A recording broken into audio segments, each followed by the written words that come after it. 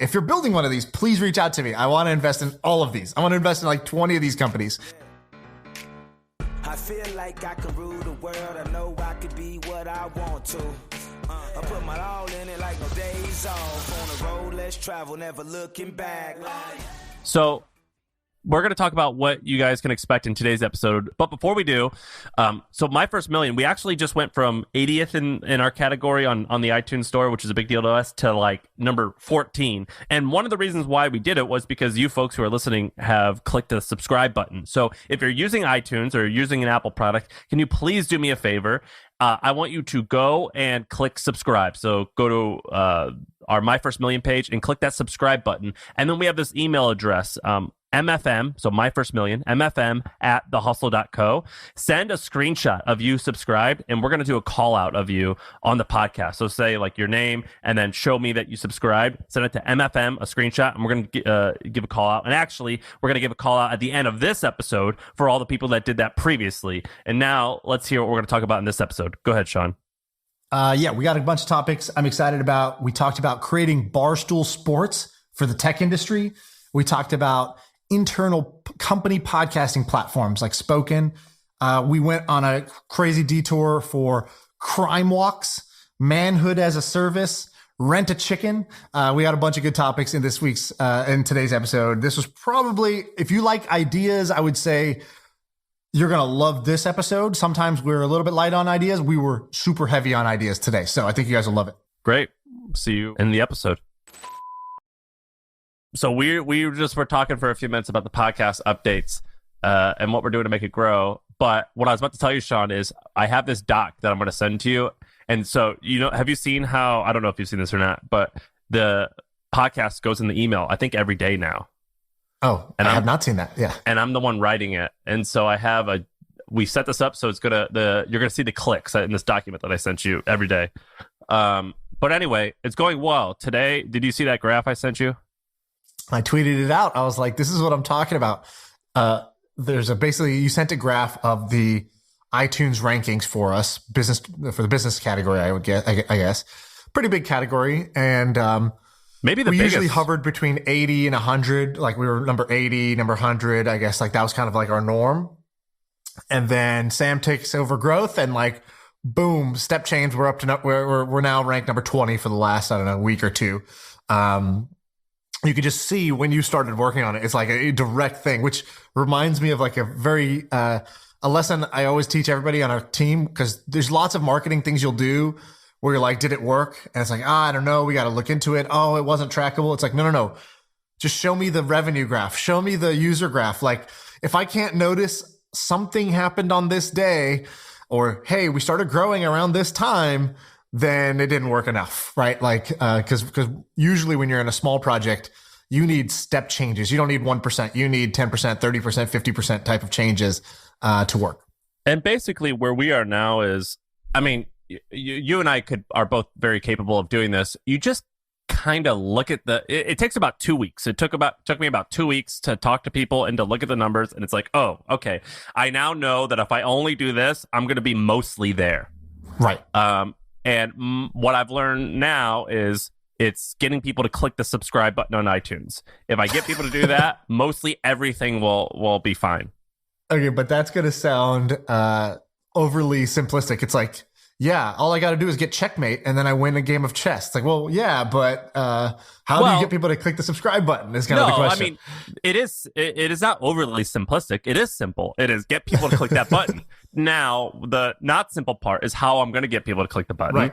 But Exactly. But the way to grow is simple. I just get people to click that button. And we've got loads of ways. For one, I'm just asking people. So yeah. we asked people to leave a review the other day. And when I asked people to leave the review, that day we had 600 reviews. Do you know how many reviews we have now? I don't know. There's at least a few hundred that came through. Yeah. 1,400. Okay, so we added 800 reviews just off of a quick 1 minute ask. Hey, if you like the podcast, go review it. We really appreciate it. That's kind of all you offered, really. It wasn't quick. I begged them, but yeah. Right. It was sincere. Yes. What I'm saying is it wasn't like rocket science. So I guess like one of the reasons I want to share how we grow this podcast is because the way we grow this podcast is kind of going to be, hold on, mosquito on my desk. No, too slow. Okay. So one of the ways that we're going to grow this podcast, or one of the reasons we talk about this, is because the things you're doing now is stuff that people can learn to grow whatever their thing is. And so I would say so far, 2 observations. Number 1, intensity. When Sam does something, he really like throws himself in a, more intense way than the average person. The average person thinks they're doing it. And then you watch Sam's level of like aggression and intensity towards something. And you're like, oh, okay, that's what a level 12 is. Like now I know what the sort of theoretical max is. Okay. So that's one lesson. I get to see, I guess other people don't get to see on a daily basis, but whatever. Second thing is start with the stupid, simple stuff. Okay. We want subscribers. Well, have we just asked people to subscribe? Right? Like, have we tweeted saying, go subscribe? Have we said it on the podcast? Hey, make sure you subscribe to this thing. Go push this button. And that takes 0 effort, but actually yielded like gain because it was just low hanging fruit. And I know that a lot of smart people would have talked themselves out of that because they would be afraid to ask anybody for anything. They're just afraid of getting rejected, afraid of coming across as a, salesperson or beggar or whatever. So they're just afraid to ask. And secondly, they would have overcomplicated things. They would have said, well, I got to go do this sophisticated strategy. And it's like, wait, well, have you tried the dumb strategy first? Yes, I completely agree. And like, that's why I always make a joke that when I meet really smart people, like we interviewed biology the other day, and I don't know when that's going to come out in relation to when this podcast is coming out, but soon. And he was like one of the most high IQ people I've ever spoke to. I think he might have been the highest IQ person I've ever talked to. And it was very obvious. And when I was talking to him, I actually was wondering, I'm like, for the longest time, I actually thought that the lower your IQ, like you want your IQ to be just above average, but not really high, because the really smart people I meet other than him, they typically talk themselves out of anything. And and so anyway, I actually think that being just slightly above average is optimal. That's the sweet spot. I didn't get to ask him that, but I would love to know his opinion of that. Of like, because like when you meet him, and he must know that he's like a kind of a genius. Right. He can't say it because he's going to be humble about it. He's not going to say, yeah, clearly I'm smarter than everybody, but he is clearly smarter than everyone. So I know where you're going with this top one, and I think I've got a strong opinion on it. You want to do your Barstool for tech? Yes. You've talked about this many times. Okay, yeah. So maybe we'll keep it short, but I don't know. I mean, I know what you said, but with our listeners, they probably don't.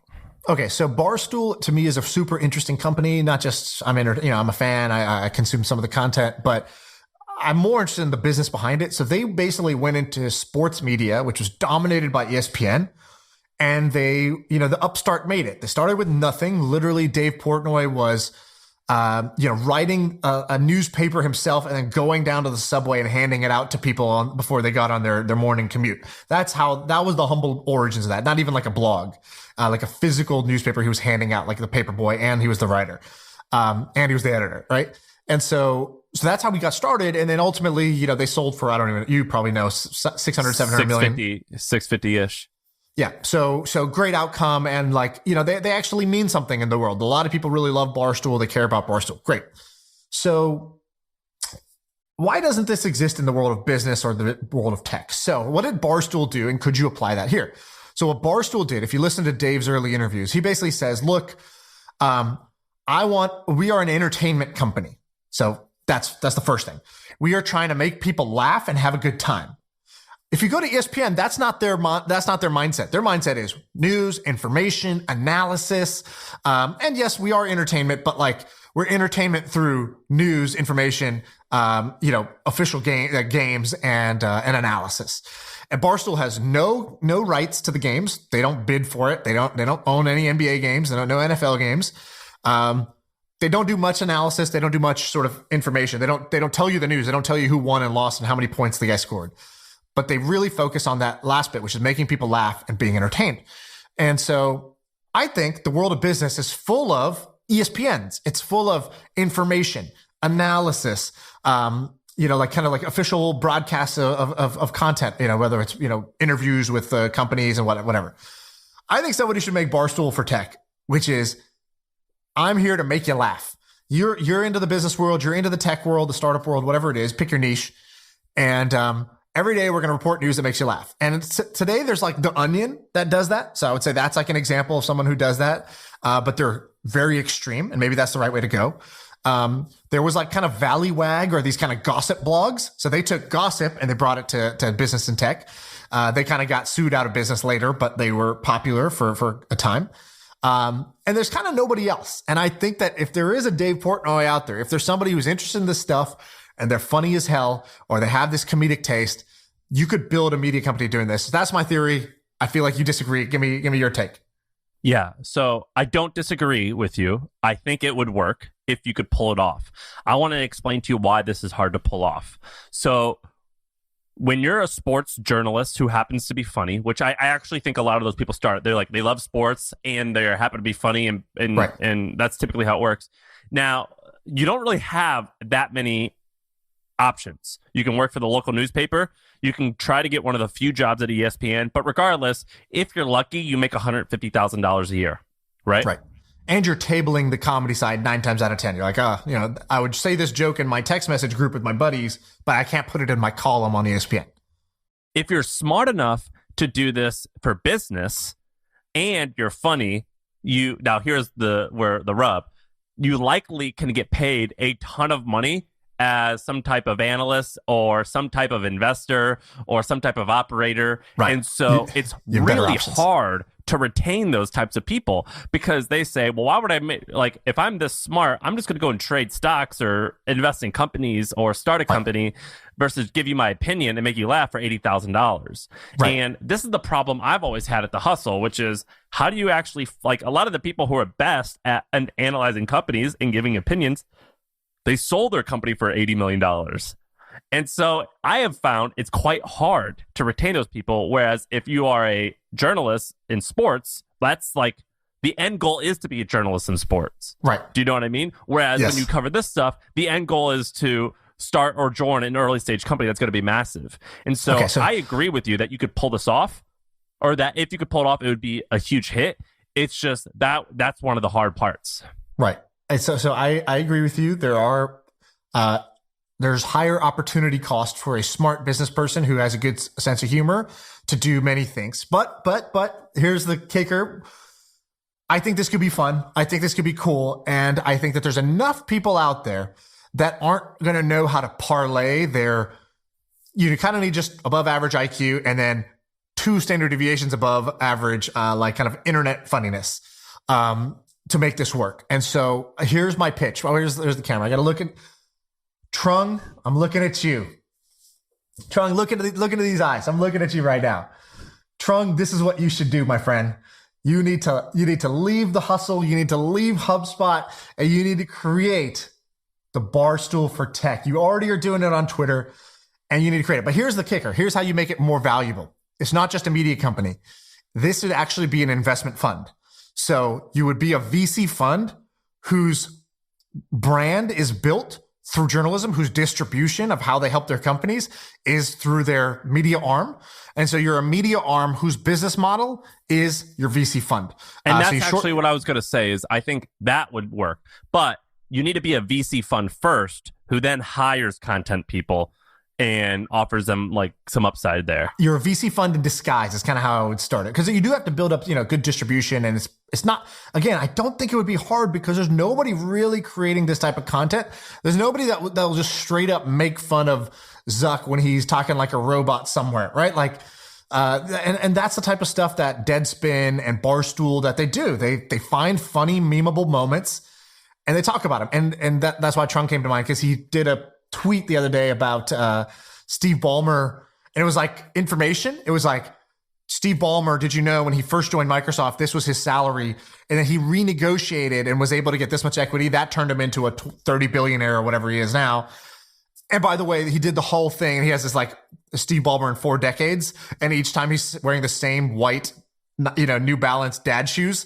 And he's like, he did this the whole time wearing these New Balance shoes. Like anything is possible.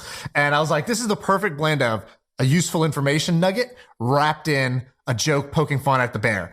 And so I think that's the model. So anyways, I'm bullish on this. Sorry for trying to poach, trying to convince him to go do this, but I think that would be the ultimate manifestation of his talents. or somebody who's like Trung. If you're the next Trung out there, I don't know you. So I'm not saying Trung is this. I'm also not saying Trung is not this. But when you hire these types of people, because what makes them good also makes them a pain in the ass to work with sometimes. You know, like what makes them good is that they're hilarious. They come up with stuff like off the cuff, but they're incredibly challenging to contain. And you don't want to contain them necessarily, but like there is some shit you need people to do. I'm kind of like this, right? I showed up 10 minutes late today. I know you hate me being late. I wasn't trying to be late, but I'm late. But also, I'm good. I'm good at what I do. You could find somebody who shows up on time for the podcast, but it's hard to find somebody who's going to consistently create great content. Right. That's the rub with talent. I've learned how to put up with that, but that is the part where sometimes I'm like, ugh, I should just start a software company where the code is never late and the code never complains about X, Y, and Z. Not saying this isn't a Trung. Trung, I love you. This is just me as well. General. I'm a creative person as well. I'm like that. And so creative people are hard to contain. You want to talk about slips? Because you were quite interested on this. One. Okay, so check out... Dude, why do you always say, I don't think you're going to like... Am I like a default negative Nancy? I posted it in Slack and you go, I hate course businesses. So that's what I'm basing this on. You're like, why are you saying I hate this? Like you literally told me an hour ago. Like you hate this. a company that publishes courses, I think is awesome to own, horrible to invest in. Am I wrong? I don't know. Maybe. What do you mean company that publishes courses? So who's that? Like what? Like Teachable? Well, no, Teachable is a platform. Right. This is a platform. So let me explain what this is. So the domain is slip.so. And it's a company I'm looking at potentially investing in. I saw it and it immediately was like, oh, this is a smart idea. So what did they do? They make it easy for any developer to create a course to teach, some programming, either a language or how to make X or how to make X go faster or whatever, right? Any developer teaching other developers. So why do you need a new platform for this? Why can't you just use Udemy or Udacity or one of the other 10 platforms? Well, those platforms are all teaching through video. So you upload a video and maybe some text or PDF, and then people go take that course self-serve. What they did was a little bit different. They took the best ways to learn how to code online are interactive. Like we talked about Code Academy, or is it Code Academy? I don't know, but codeacademy.com. Yeah. I'm going to say it fast so you don't know what I'm saying if I'm saying it right or wrong. Codeacademy.com. You go there. I think they have like 40 million users or something. It's, it's really grown over time. It's a thing. And all it is it's you don't have to have, if you ever tried to learn how to code, first you got to download the text editor. That's what you're going to use to write your code in. Then you got to download the Python packages so you can deploy. And you're like, what the fuck is all this? I don't even know what Python is yet. But you need that to get started. So what Code Academy did that was brilliant was they just put it all in the website, all in the browser. So you go to the website, there's a place to type, and you don't have to install anything, you don't have to download anything. It just says, look, write variable equals A. Now you made a variable called A. Fantastic. That's, level 1 complete. Level 2, let's do A+1. And you do it. And if you get it wrong, a little hint pops up. It's like a game. A hint pops up and says, type A+1. So anyways, or you're missing a comma or whatever. So Code Academy built this and they are a teacher. So what Slip did was they made a platform, but they made the Code Academy sandbox or toolkit available for any dev. So let's say I'm a developer and I'm really good at front-end development and making parallax scrolling websites. So I want to teach that, but I don't want to have to build the underlying infrastructure that Code Academy built in order to just let students come learn from me. That's way too much work. So what this is it's Code Academy in a box. Any developer can now create an interactive course and teach other developers, and they can make money for sharing what they know. So I think this is pretty cool. I like the idea of letting developers become teachers. I think we're going to want more programmers over time. And I think that building that underlying sandbox, that infrastructure that lets anybody have this kind of Code Academy in a box, I think is a cool innovation that's going to save people a lot of time. So I'm kind of bullish on this, but it's very, very early. There's not much traction. It just got started. What do you think? Have you done the math behind this? How many? So he charges, I think, if you are a developer who's using it, I think he charges $30 a month plus 10% of the sales for your course. That's his business model. He himself taught a course. So how did he arrive here? He created a course on learning Vim. I don't even know what Vim is, but it's some shit developers use. So Vim's like it's basically like it's kind of like your virtual machine, basically, of how you organize and write your code, I think. Or maybe it's something completely different. Shaan doesn't know. So he created a Vim course. And in order to do that, he built the infrastructure for himself so that his students would have an interactive way to learn this instead of just watching videos and trying to figure it out themselves. They'd have a sandbox to go and write the code to learn. He made $10,000-$15,000 selling that course. And then he was like, oh, dude, I should make this so that any developer, like I know Vim, but what about the next guy who knows Solidity? And they're trying to teach Ethereum programmers, how to write in Solidity. They can now create their course using the same toolkit that I used for myself. So I wish he would have started this like 6 years ago. So right now, these course businesses are actually these course platforms, we're going to call them. They're not publishers. They're tech companies. Right. They're actually booming right now. So do you know a company called Thinkific? I've heard of it, but it's kind of like a Kajabi, right? It's like a Teachable. It's the same thing, right? Do you know they went public yesterday? I did not know this. How big is it? They went public yesterday on the Canadian Stock Exchange, the Toronto, the TSE. Is that what it's called? The Toronto Stock Exchange? And look it up TSX, right now. For some reason, when companies, right, like in the first couple of days of going public, it's like impossible to find the market cap. I don't understand why it's so hard, but it never shows up. But anyway, they only had 20 million in sales, and they broke even or lost a little bit of money. So they went from 10 million to 20 million in 2020. And guess what their market cap is right now? It's going to be like, I don't know, $2 billion or something stupid. It's over $1 billion, their market cap is. And I asked Ankur, so our friend Ankur, he started this company called Teachable. When Teachable sold, they sold for, I think, 250 million. This is public information. Just Google whatever the headline says. That's what I'm trying to say. Yep. I think it's 250-ish, and I think he was only doing 25 million a year in sales. Right. They had only raised $4 million. It was a really straightforward, simple thing. I mean, hard but simple. And now Thinkific is quite similar. They went public with a huge, massive valuation. And I was like, Ankur, why are these valuations so high? Like, this is just stupid. And he goes, it's because of, and I don't understand this, but he's like, it's the payments business. So I guess once you get someone to start spending, you save their credit card and then they'll continue buying stuff. And that's one of the reasons why investors value these companies incredibly highly at the moment, is because they want the payments revenue. I don't entirely understand. I don't understand mechanics there, but the way I would think about it is these are just Shopify. So what did Shopify do? Shopify made it so that anybody can create a storefront. What they're saying is it's Shopify, but instead of selling, hats and shirts, you sell information, which is super high margin. And if you think, okay, Shopify, there are now X number of hundreds of thousands of sellers, and Shopify is a $100 billion company. Okay, maybe retail is bigger than the sort of, additional education business. But we have like 100-fold, from 100 billion, which is Shopify, to 1 billion.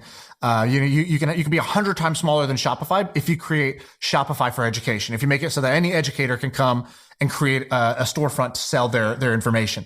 And that's what Teachable was trying to do. That's what many companies try to do. And they're all splitting that pie in a way. But I like this one because I think it doesn't compete with all those. I think the developer ecosystem, developers teaching other developers or wannabe developers, is quite differentiated, and the product is quite differentiated from what Teachable, Kajabi, Thinkific, they're all the same. It's just you create a video library, you charge students, they get access to the library, and then the teacher can communicate with the students or whatever. How'd you find this guy? I was on Twitter. I think I just saw. I don't know. Maybe one of my guys sent it to me. I don't really recall. I think Zach, actually, who is my scout for my fund, I think he saw it and was like, this is cool. And I was like, as soon as I went to the landing page, something clicked with me. Now, this is still very small. I think he's under $1,000 of GMV right now. Like, I think he's got like a couple teachers who it's been live for a couple weeks. And, he's got like $1,000 GMV. Peels? What's that? What's it called? Slip. What's the URL? Slip.so. Look, it's neat. I think I've always had a little bit of a problem with this type of stuff because do you know what the finish rate is for courses? It's like 10%. 6%. Yeah. Like, so 100 people buy it, only 10, if you consider using the product, doing the whole thing, only like 10 of the 100 are actually going to do it, if you're lucky. I have a friend who just sold, he's doing a course. It's a couple $1,000 ticket price, right? So people putting down a few $1,000s to learn this thing. And he said, guess how many people are finishing the course? And I was like, oh no, don't tell me. It was like, I think 12 people had finished the course. So it was like, whatever. It's less than 6%, I think, had actually finished the course.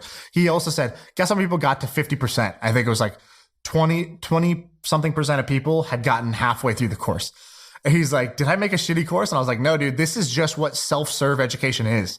When it's self-serve and there's no peer pressure, there's no like accountable teacher who's like training you every week, or you're showing up to a live thing. When it's Netflix, it's on demand. I can go learn more whenever I want. I paid for the thing. Even paying thousands of dollars is not enough skin in the game to do this. It's very counterintuitive. You would think it's not even you paid $60,000 a year, or whatever you paid, or someone paid for you to go to Duke, and you miss classes. Oh yeah, that's a great point. Yeah, I basically, for 4 years, I took a 4-year piss down the drain of my college tuition is the way I would describe that experience. So anyway, that's one of the reasons why I'm not like all gun ho about course businesses, because I'm like, damn, like no one uses your shit. I'll say this: not all have that low completion rate. I invested in Maven, Guggen's, Guggen Bayani's company. He did Udemy. He saw that low completion rate problem. He created this cohort-based course product where you get a batch of people in. They're going to do the thing for a defined period of time, 5 weeks. There's live instruction every week, and the completion rates are way better, right? Like that dramatically increases it. Lambda School, I invested in Lambda School. Lambda School had like an 80% completion rate when I invested way back in the day. And so I knew something is different about this company. I knew the standard is 6. I knew these guys had 80 plus. And I was like, what'd you get different? He goes, well, it's live. You show up to a class with a bunch of other students and a teacher. And, we do good filtering up top. Most course companies, they're trying to sell as many seats as possible. Lambda School is the opposite. It's like a Harvard. They're trying to only accept the 1% of students that are actually going to do the thing. And so, depending on the business, you can get wildly different outcomes. But yeah, you're right. As a general rule, the usage kind of sucks. Dude, you have so many ideas here. Where did you find all this? So what the hell is, you inspired me, dude. You were working on growth, and I was like, if he's doing growth, I better bring the fucking heat on content. So I was like, I'm coming with a bunch of ideas. What the fuck is Spoken? Sounds sick. Yes. Okay. You want to do Spoken? So Spoken, SPOKN. It's podcasting inside companies. What's the URL? SPOKN. I don't know. You'd have to Google it. I don't have the URL. I did. It's so new they don't even show up really. Oh shit, sad, because I'm giving this guy a shout out. They're growing fast. Got it. So it's getspoken.com, or if you just Google SPOKN in quotation marks, you'll find it. Right. And tell them I sent you. So, okay. So what is this? So when I first started this podcast, I used to record out of a studio and in San Francisco. There's like this old radio station place. And they were like, radio's kind of dying. What if we converted these radio studios to podcast studios? And so they were the only one in San Francisco. If you just like Google for it, it's kind of amazing. $100 an hour, you go record. And so I wanted good quality. So I went there, and I used to book like on their little scheduler. And some days I would see it was just like all booked. And I was talking to the dude, and I was like, who the hell is booking? How many podcasters are using this thing? I feel like it was like not many people would do. And he was like, oh, sorry, that day, Facebook booked all the hours. I was like, what do you mean Facebook booked all the hours? Facebook doesn't have a podcast. He goes, oh, Facebook has tons of podcasts internally. I was like, what? He goes, yeah, they have like a manager's podcast that is just an internal podcast for Facebook managers to talk about managing inside Facebook. And I was like, oh, that's actually kind of smart. Like, we've talked about this before. Internal media companies. I think this is a big opportunity. You think it's a big opportunity. We've talked about it from a blogging point of view, newsletters. We've talked about it on central announcement dashboards. So building tools for companies to better communicate, build an internal high school newsletter, high school newspaper, I think is what we called it. What is the high school newspaper for your company? Yeah, I think this is so awesome. Ever since you said that, I can't get that idea out of my head. If you're building one of these, please reach out to me. I want to invest in all of these. I want to invest in like 20 of these companies. I'm trying to find that episode. What would I search to find it on Google? My First Million, internal. MailChimp for companies, I think. I don't know what we called it at that time, but the core idea is just like a high school or a college will have their school newspaper. Why don't companies have the same? And if it's going to be a newspaper, it's not going to be literally a physical newspaper. In this case, with Spoken, it's a podcast for inside companies. And companies will clearly pay for the like kind of like the platform, the recording, the library, and the like private feed that others can't access. That's for your company. And the companies that need this are very large companies. And so I don't know realistically, like, okay, so I think that's all cool. I don't know realistically how many people at Facebook are like, fuck yeah, on my commute to work today, I'm going to listen to the Manager podcast. Like, maybe nobody wants to hear this shit. But maybe they do. Like, maybe there's interesting personalities. I know that if Twitch had an internal like podcast, I would do one. I would do one on, managing or product or innovation or whatever. I don't know. And I don't know how many people listen to it, but I think it's a very interesting niche it's a niche of podcasting that is highly monetizable. What do you think? Yeah. So on the surface, I think this is so badass. I've been a fan of this idea for a long time. I don't know where we came up with this idea, but I think that at the time we discussed this, we were like, oh, this might be one of the most straightforward ways to make a lot of money on this podcast at that time. I'm looking at I think we were talking about it because I was publishing my 321 or my 123 newsletter inside Twitch. I had told you, hey, here's a networking hack I'm doing inside the company. I write this thing, I send it to all the execs, like the 25-person exec team or whatever. And it's just a great way to stay in front of people and stay top of mind and help them get to know me. And it takes me 1 hour, and I essentially get an hour with all the execs just by me putting the 1 hour in. But I was saying, I'm just sending this in Gmail. Why isn't there like MailChimp or ConvertKit for sending stuff inside companies? That's kind of one of the ways we're talking about it. There's a great company called Recess. It's called recess.io. Okay, I bet you grabbed it. So, by the way, episode 53 is where we talked about it. If people want to go listen. Episode 53. All right, I'm going to write that because I'm actually doing this series where I'm going to go back and look at old ideas, and this is a good one. Recess.io. It started by this guy named Ryan Dice. It never really got off the ground, but it's called Easily Send Internal Email Newsletters and Track Results. So It's basically what we're describing, and it hasn't taken off. I'm also looking at Spoken. They went to Y Combinator. They're in class of W21, so Winter 21. Does that mean they're still in it? Yeah, that's like now. And the company launched in 2000. Actually, that's like not even now. It's fucking spring 21. I don't know how that works. Wait. Yeah. What the hell? It says guy's just lying. It says W21. Lying. No, well, it could be Winter 21. January 21. Oh, okay. Gotcha. I guess. Not December, January. And it started in 2018. And I'm wondering why it hasn't taken off a little bit more. Because it's 3 years in, you would think it would have a little bit more traction. And so on surface, I think this is a brilliant idea. I'm wondering what's going on and why it's not kicking ass. I think this is a fantastic idea. All right. I like this idea a little better as the newsletter one because I think it's just more accessible than podcasts, but both are cool.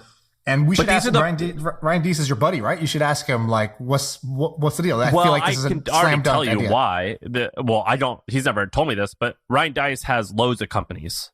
Right.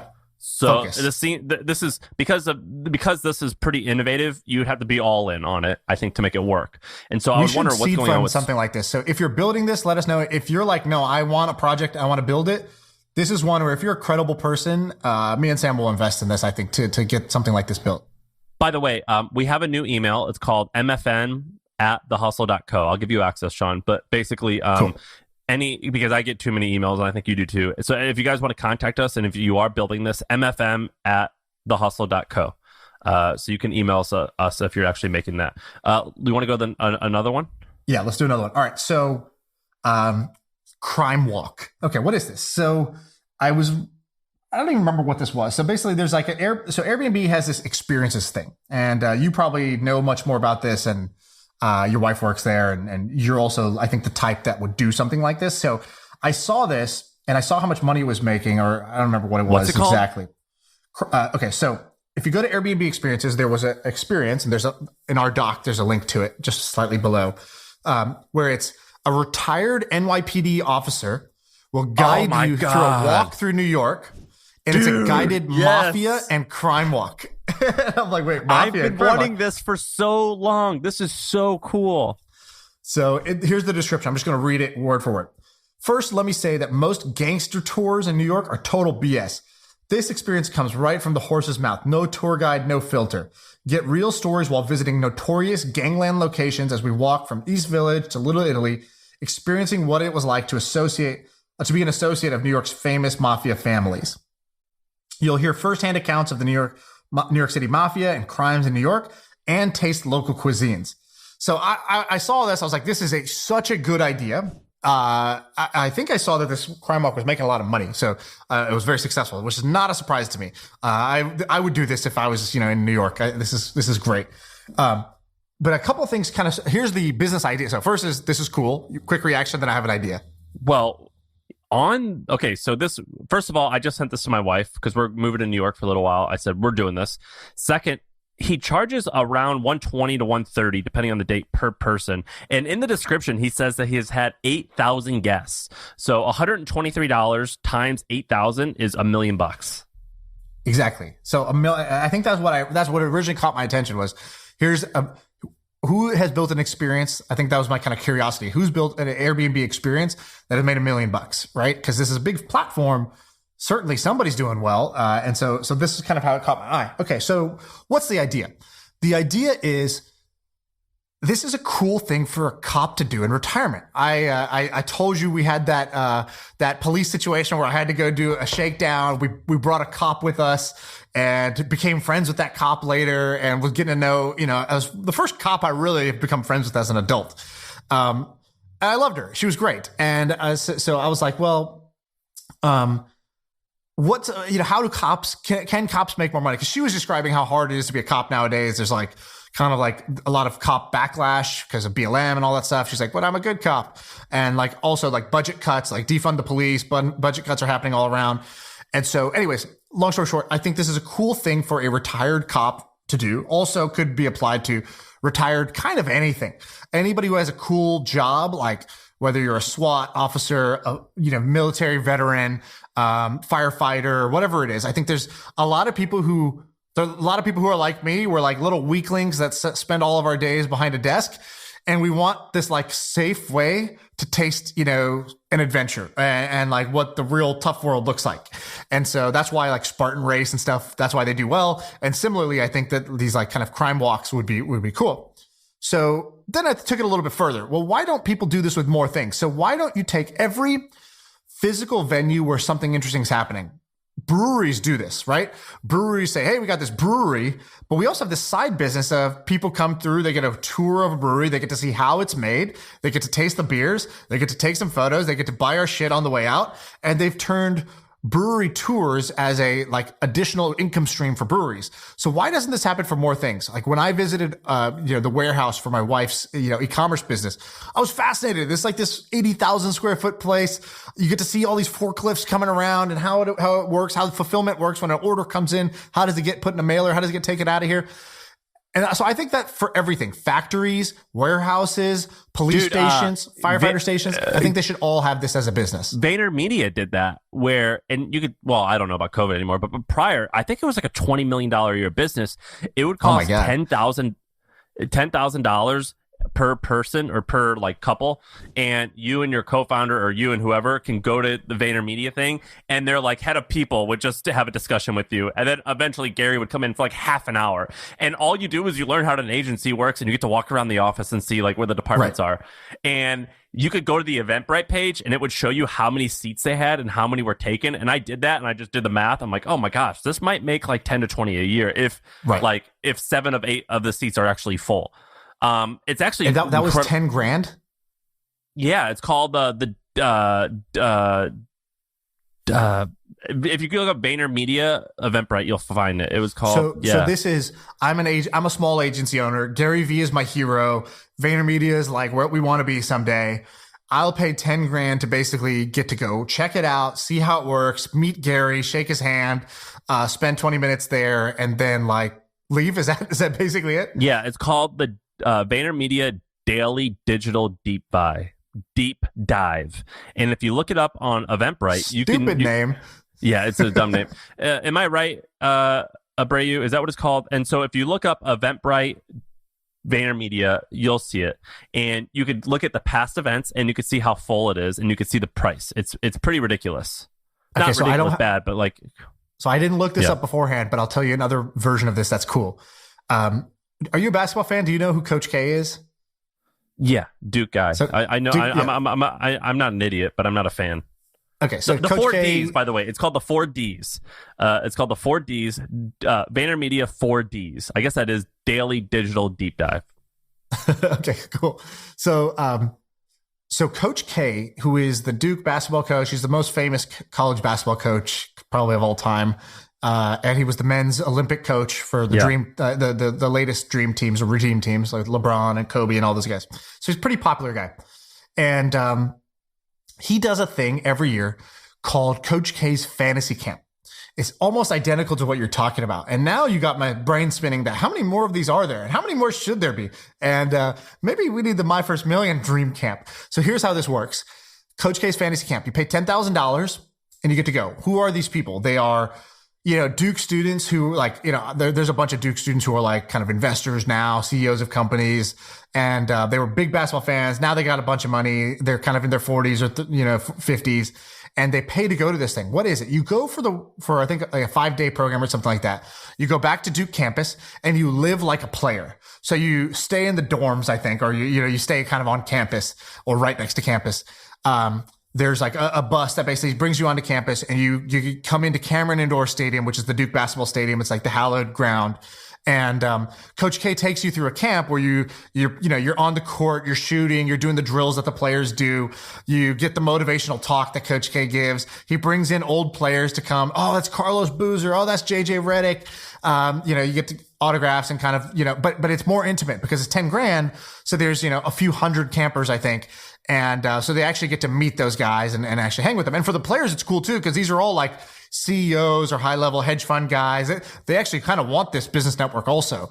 And you get to wear the jersey. You get to go into the locker room. They play the sounds when you come out. And you've got your dad bod, like your fat's coming out the side of the jersey. And it's like, here comes Duke. And you get to run out. And there's like no fans there because it's not real again. Anyways, this thing's awesome. He must make a ton of money off this thing. I haven't really done the math because I heard about this when I was in college. My roommate was a manager on the team. So he was part of the team program. So he would stay during the summers to be the Uber, the shuttle bus driver for these guys. And I was like, why are you doing this? Sounds lame. Like, why do you want to do this? He's like, oh, I make a killing in tips. These guys will just hand me hundreds when they get out for the 5-minute ride of like from the dorm or the hotel to the gym. He's like, I'm getting $100 from these guys every time I do one of these shuttles. It's amazing. And the network is great. Like I meet some of these guys. They're like, this guy started this guy started that. So I think this is cool. And I wonder how many more people do this or could do this because it's a very interesting little niche. I think you do it for every sport. And I'm so into this. I don't know what I could do it with, but I'm on board. Here's a version of this if you're a hustler. Okay, so if you're a hustler, here's what you do. You go to Grant Cardone. You go to, people who are, yes, they've made it and they have a high profile, but they actually don't make they still need money, right? So I don't think you could do this with LeBron James necessarily, but I think you could do this with a college football coach because college football coaches at every program don't make tons of money. Dude, like the big ones. Or a really famous high school coach. Yeah, exactly. Or it could be a CEO of a company or, whatever. And you basically create the same sort of fantasy camp mindset or the 4D tours. And it's like, hey, I will run this whole thing for you. I just want 20% of profits. Okay, so here's what I'm going to ask of you. When I bring people over at this time every week or once a year or whatever it is, you come out, you kiss babies and shake hands and let me do this. And so it's a way to attach yourself to an influential program, institution, or person and create this business line, from scratch. Because really, you're just offering this to their fans. Dude, I think... And this is actually what I've thought about doing because I enjoy physical work. Whenever I'm done working here, before I start my next company, what I'm going to do is I'm going to go and read a book and I'm going to master like a niche, like crime in New York or the gold rush in San Francisco or something like that. Or I'm going to start a landscaping company, something that I'm going to have to be outside all day working really hard. And I think I can turn it into $1 million a year company like inside 6 months. I truly believe, and the reason why this fascinates me is because I love it. I love like being physically exhausted. I enjoy that. But also because I think that far too many people are trying to make money on the internet, which is cool and all, when they could probably crush it and become quite wealthy by just doing something outside that is totally like, it won't scale, yada yada. I'm like, fuck it, dude. Who first of all, everything could scale at least a little bit, and second, like, who cares? I would love to see somebody do manhood as a service. Okay, what's manhood as a service? So in the same way that Spartan Race and Tough Mudder, they're kind of like these like pseudo tough guy events that you can go do. Oh, I did something hard outdoors. I got muddy. I got cut. I climbed this mountain. I got this headband and I drank a beer at the end. You get your man card. Now, if anybody who really knows that this is not a real man card. This is a fake ID, but this is your McLovin man card. Funny. But that's what these are offering. They're offering manhood as a service. And I would like to see somebody take this to the extreme. So I'll give you the example. Brother Aaron, who comes on here, he's come on here twice or something like that. And people know him people like him because he's kind of a nut. Like he comes on with conspiracies and rabbit holes and he just goes all in on things. He has gone all in on like manhood. He's sort of like, dude, we're all too soft. So he trains like jiu-jitsu and boxing and he just wants to do an amateur fight. Why? Because he's like, I just want to see what I'm made of. And I think you could take that concept and make it a weekend traveling circus that goes from city to city. And you just say, step up and face some pain. You want to see what it's like to get like kind of tortured? You want to can you take a punch? Can you get like a Tough Mudder? There's the electric shock at the end. And you kind of want to know, like, what does that feel like? Like, can you go in this isolation tank and like, could you last an hour? I don't know what the actual product is, but I know it's a counterintuitive thing. It's like, wait, people are paying to get like, kind of like do physical labor. They have to like chop down this fucking tree and they don't get picked up until they're done.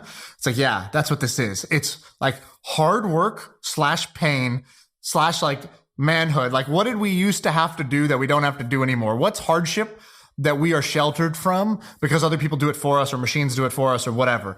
And I think there's actually like a very big craving in society for those types of experiences. I totally agree. I've been going boxing every Friday and I just like I'm like, I need to get punched in the face so I can feel alive.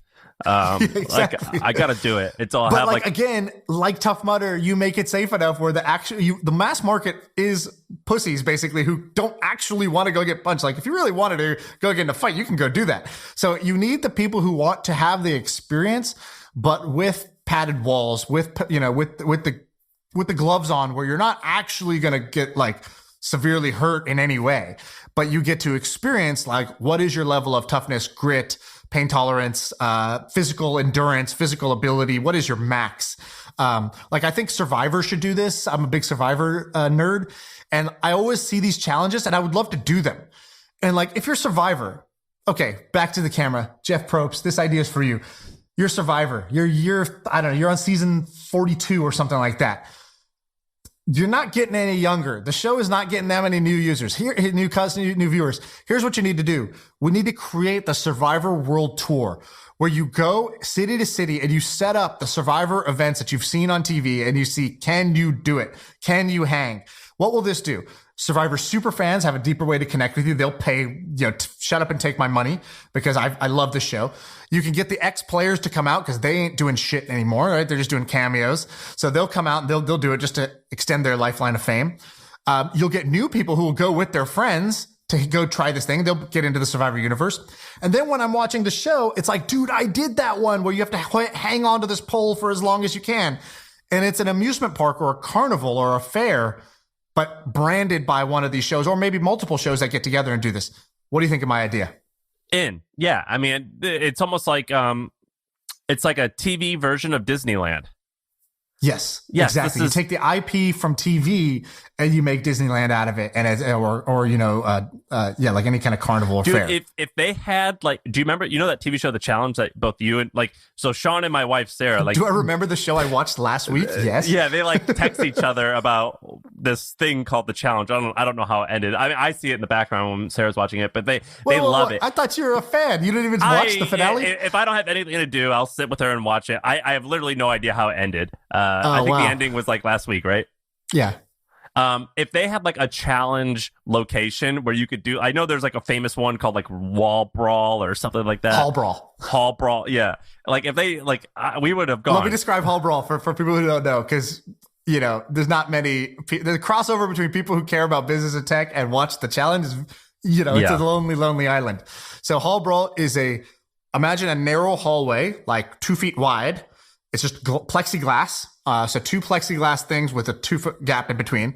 And on one side, there's one person wearing football pads, the other person's standing on the other side. And then the guy says go, and you have to run straight at each other in this narrow hallway. You smash into each other. And then it's like whoever gets out to the other side and rings the bell first wins. And it's the famous thing there. But this is exactly what I would do in my kind of Manhood as a Service fair or my TV fair, which is, you can do Hall Brawl. Come step up, sign the waiver. Step up and you get to do Hall Brawl. You get to experience this. There's video cameras already positioned everywhere, and you get to share this content onto Instagram at the end of it. Just like the Museum of Ice Cream, just like Tough Mudder. It's built for photo opportunities. We're probably gonna have to wrap it up soon, but I've got 2 stories that I'm gonna bring up. The first is I was at my friend Nick Gray's house the other day, and I met the founder of Museum of Ice Cream. And I told him, we talked about him, and he was like, "Oh, I know." And we weren't ever disrespectful about him, but I think we were like not bullish on the idea. So we'll have to. I think we were both like, "This is a great business idea," but hey, if you go, kind of underwhelming. I think that was like both of our like true user opinion of it. So we're gonna have to have him come on. But second, have you heard of Museum Hack? No, what is this? So I went to my friend Nick's house the other day, and I've been buddies with him for a while, and he's got this website called museumhack.com. He recently sold the business, but this is just another example of one of these tour things that we've been discussing. So I don't even know if he knows a lot about art. I don't know what his background is actually, but he just enjoys museums. And so he built this business that was making $2 million a year in sales. And you would pay him, or eventually he would train people in a variety of cities, and you would pay $50 to $100. I forget plus admission to the museum. And in New York, the museum's free. And he would give you a custom tour of a museum and explain to you the background behind the different paintings and different pieces of art. But he would do it in a fun way. So if you Google Museum Hack, the meta description is Museum Hack, fucking awesome museum tours. So it was like clearly like this like young, hip, whatever thing. And companies would pay money to send their employees there. And they do it in 6 cities, I think. So they have people in LA, San Francisco, New York, and then a few other cities. And it was a $2 million a year business, and this is all that he did. And it was very successful. It was a lot of work to set up, but it kind of ran itself after a while. And pretty simple and straightforward and pretty amazing. It was called Museum Hack. That's the business. That's cool. I like that one. You had 2 stories. Is that the one? Is that both, or is that one? That was both. Okay, that's both. Can I do one more idea? Yeah. Do we want to try to slip it in? All right. So this is related to Manhood as a Service, more like back to the roots, which I think kind of like what you were talking about was like, I'm going to buy a farm. I'm going to like own the farm, and I'm going to like offer tours of the farm and let people come like farm with me, or a ranch or something like that. Right. And you're talking about Rent the Chicken? I'm looking at the site now. Rent the Chicken is what I want to talk about. So what? I saw this little thing that's talked about how the chicken rental business has been booming during the pandemic. Okay, what is this? People are renting chickens, like it's like a pet in a box. So chicken kind of owners, breeders, I don't know real farm people basically are taking chickens and basically saying, hey, Sam, who, lives in Austin and, has his house. Do you want a chicken coop in your backyard? Here's what you get. Hey, there's 2 chickens back there. Cool. You kind of got a little pet. I'll bring the coop. I bring the feed. I bring the instructions. I kind of boot you up. I let you know how it works. They're going to lay like 6 eggs, a day or whatever. Like you're going to get fresh eggs that are awesome from your own coop. And you got this pet, that's back there. Oh my God, this is awesome. Like you get to talk to them and pet them and blah, blah, blah. And like, I know, for example, my daughter is like 18 months old. Kids love animals. And so I want to get her like some kind of animal soon. That's cause we have cows that come in our backyard or like to our fence. And it's like her favorite thing in the whole world is to be like, cows. And she says like, cow see moo. Like it means like, I want to go see the cows. They go moo. And so I take her to the fence and she sees them and she's like, wants to touch them. And it's like her favorite thing. Our friend Ramon had a little chicken coop in his backyard. Yeah, 3 of them. 3 chickens back there, and his son liked it, and they used to go out there and feed the chickens and get eggs from them. And so this is booming. So they're all like sold out. So all the chicken rental companies can't get a chicken right now. They're all like totally booked. The demand during the pandemic like tripled. I think it's still small numbers because they were like, oh yeah, demand tripled. Last year we did 70, we had 70 chickens to rent, and now we have like 200 chickens to rent. So it's like, that's still not that many coops that you're renting out. Is pretty amazing. But I'll call this this is my new segment called Blue Collar Side Hustle. I may never do this segment again, but at least for this one. No, we're going to do that. That's a good one. Blue Collar Side Hustle. Blue Collar Side Hustle. This is a way to make a few $1,000s a month. Episode. This whole episode is Blue Collar Side Hustles, I think, actually.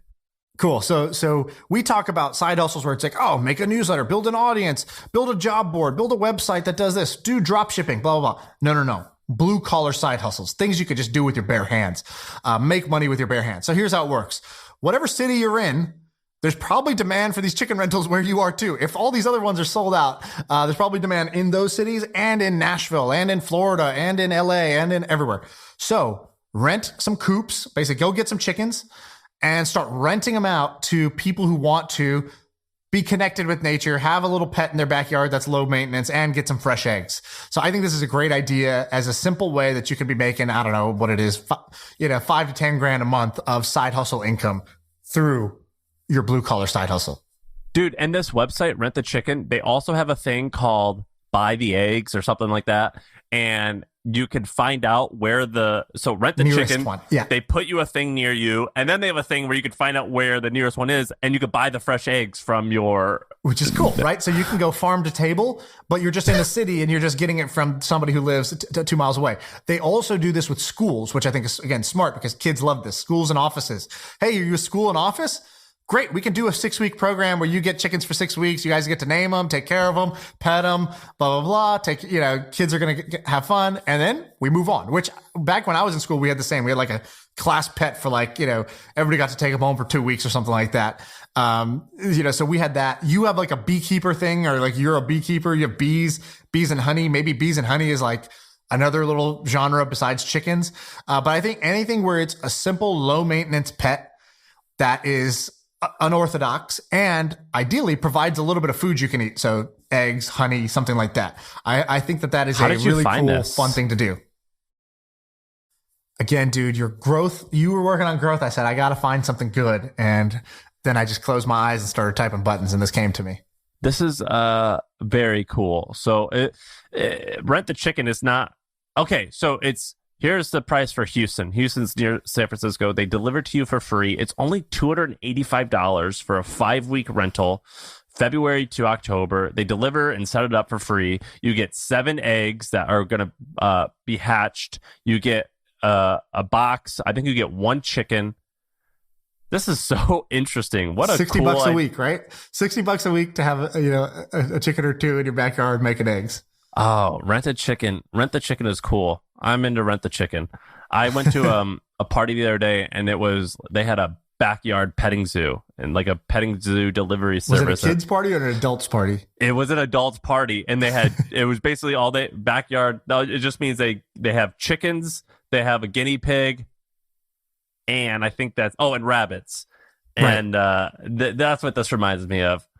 Rent the Chicken, backyard petting zoos. I'm into all this shit, man. I like all this stuff. This is a good one. I actually think this is something I might sign up for, but they're not in Austin. My friend who had a chicken, he said the eggs looked different, but they didn't taste different.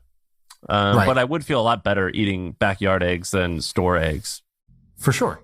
Let me switch gears real quick. How do you stay focused? Because when I'm doing this so I'm all in on podcasts right now. Like that's all I think about. It's almost all I work on. I have 200 unread texts. I've got hundreds of voicemails.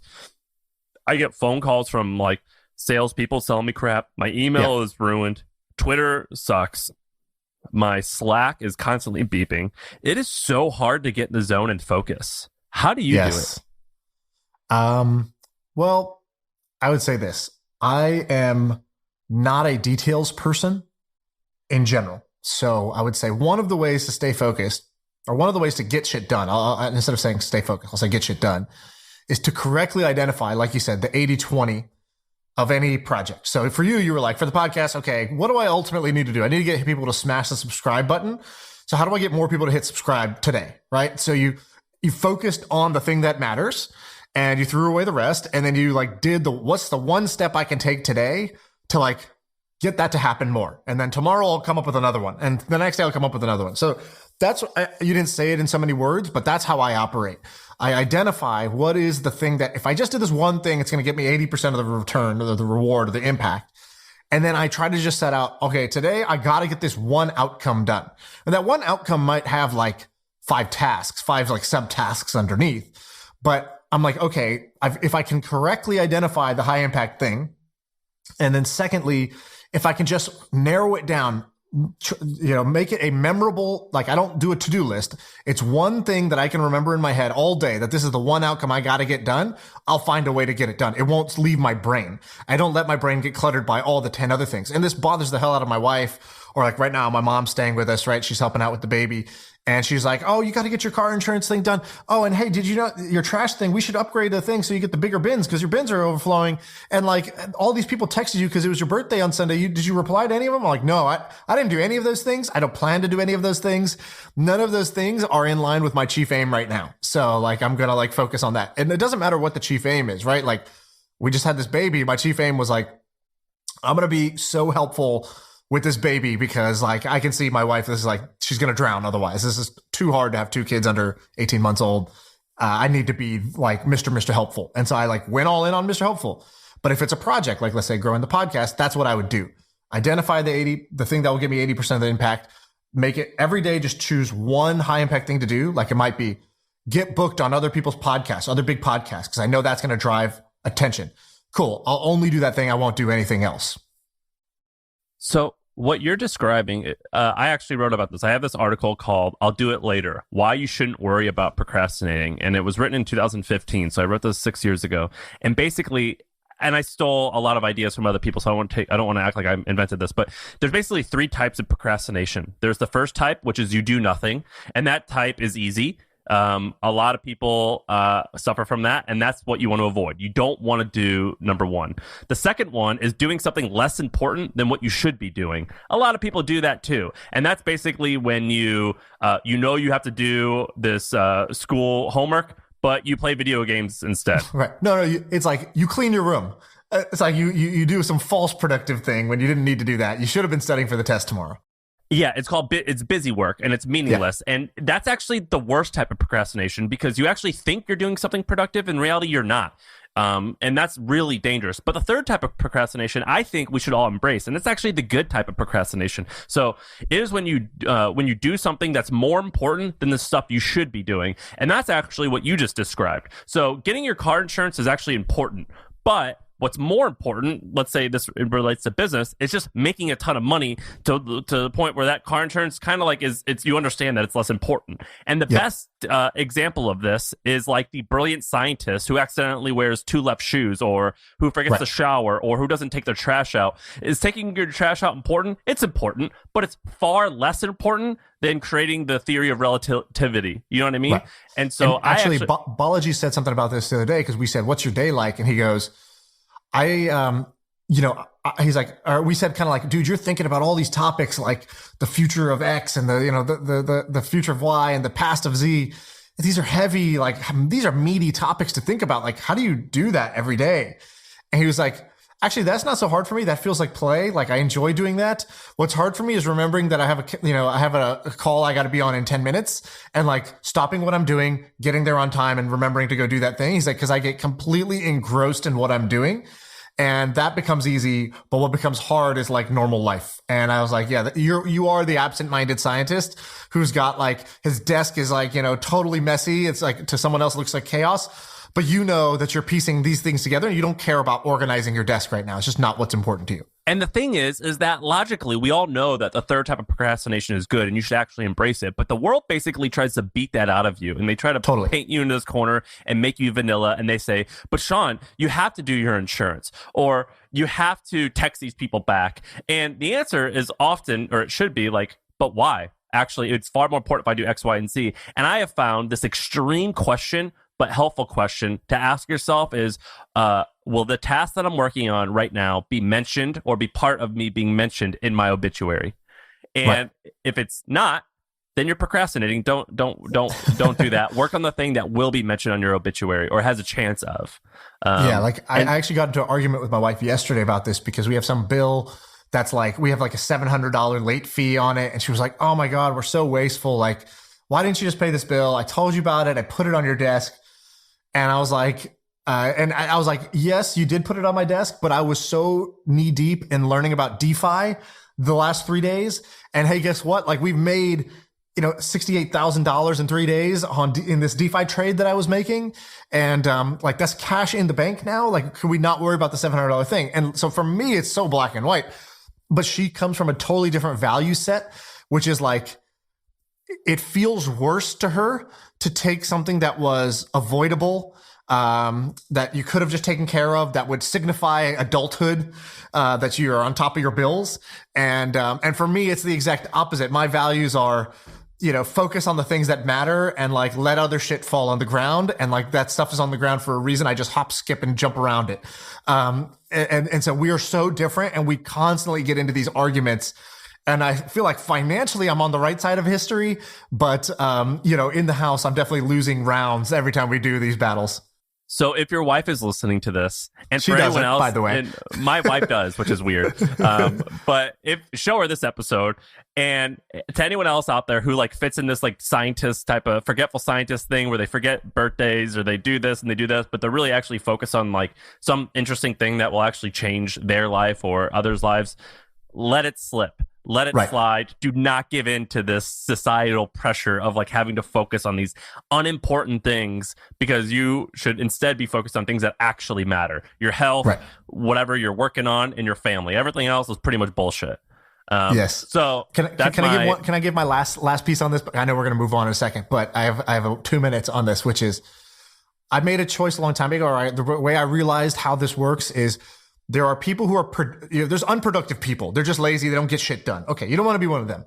Then in the productive class, there's two types of people. There's efficient productive and there's effective productive. I'm effective productive. You're effective productive. There's a lot of people who we work with. In fact, we have to hire people that are efficient productive.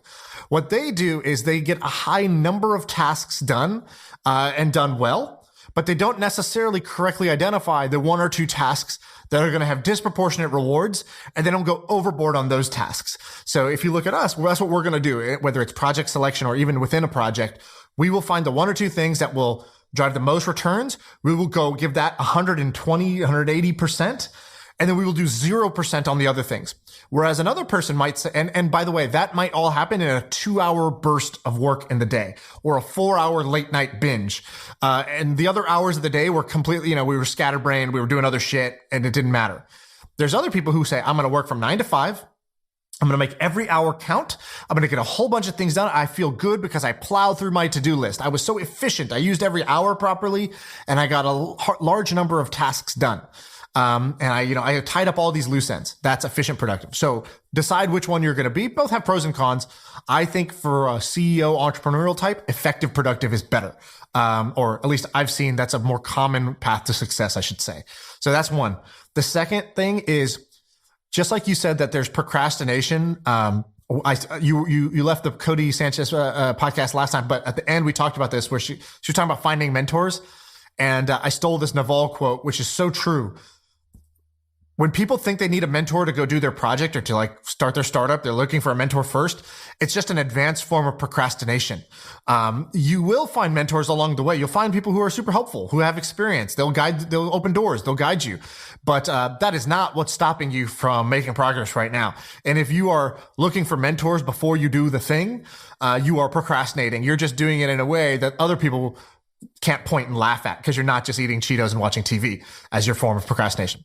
And the final point, is, there is a class of things. And right now, for example, I do this list. I've put this in my frameworks PDF that if you go sign up for my newsletter on ShaanPuri.com, this is the first thing I send you is my frameworks PDF. I have this like iron cross, or it's called an Eisenhower matrix. It's basically like a two crossed lines, and the up and down line is basically impact. So low impact to high impact. And the left to right is urgent and non-urgent. And so on a given day, you want to do the things that are urgent and high impact. So that's obvious. But then what do you do next? And once you do those two things, what do you do next? Do you go to the bucket that is urgent but low impact, or high impact, non-urgent? And what most people do, 95% of people, including myself on many days, is we'll do the urgent, low impact thing. We'll pay that bill. We'll call that person back. We will, whatever it is, tie up those loose ends because they're due today or they're due yesterday. But there's a whole other batch of things that are important and non-urgent. They just sit there like ticking time bombs. And the great quote around this is that, what's important but non-urgent becomes urgent very quickly. And what ends up, it becomes urgent when it's too late. So like for me right now, this is setting up my tax strategy, my overarching tax strategy. How do I manage? Do I need an estate? Do I need a trust? How am I going to do all this? I don't know about that shit. It kind of makes my mind bend a little bit. It's easier for me to just avoid that because there's no specific day where I have to get that set up. But every day that I don't, I'm not doing something that's high impact or a very large impact thing. And so think about the things you do on this axis and then try not to just avoid those things that are non-urgent and high impact, because that's actually where a lot of value gets driven. I'm doing all that shit now. I can't stand it. So I agree. I think we had a good little rant on procrastination, on productivity. Okay, great. Good episode. That's it. That's a wrap. Abreu, give us the grade. People hated when we put the grade up front. I got like 5 messages being like, I prefer it. I prefer it at the end. All right. That's good. All right, everyone. I asked you to either leave a review or subscribe and send me proof. And hundreds, maybe even north of 1,000 people did. I'm not going to read all your names right now, but I'm going to get to everyone eventually. But I want to give a shout out to a handful of people that did it. So, here's everyone who subscribed and sent a screenshot. If you want to get a shout out, you can do the same. My email is mfm@thehustle.co. So it's my first million, MFM, at thehustle.co. Subscribe to the podcast and send me a screenshot, and I'm going to read your name. So give a shout out to Sam Dickey, to Alex Kana, to Apostolos. Ooh, this guy, I think he's a Greek guy. Apostolos D. Delandis, Adam Gusky, Ryan Bennett, Zach Rosen, Rob Borowski, Alex Rodolfi, Byron Sanders, Will Sweat, Rob Phillips, Richie Dawes, and then here's a bunch of people on Twitter who hollered at me with a review and a proof of subscription. So Paul Halsop, Jimmy Moncrief, Warren SMP, Cameron Walker, Willie Soxy, Mooney Millions, Ms. McCline, Ellie Lager. Oh my gosh, I'm really sorry, guys. For some reason, I have an issue where I struggle to pronounce certain stuff. Danny Dolly, K3 Goodman, Louis Schulman, Dave M. Smith, Cheese 3, Solar Wolf, Faf Coffee, Wade W. Wireless, Landon H7. And that's it for right now. I'm going to get to the rest next week.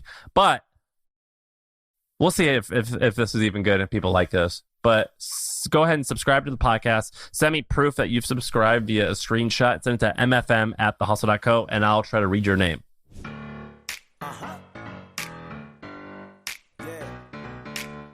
I feel like I can rule the world. I know I could be what I want to. I put my all in it like no days off. On the road, let's travel, never looking back.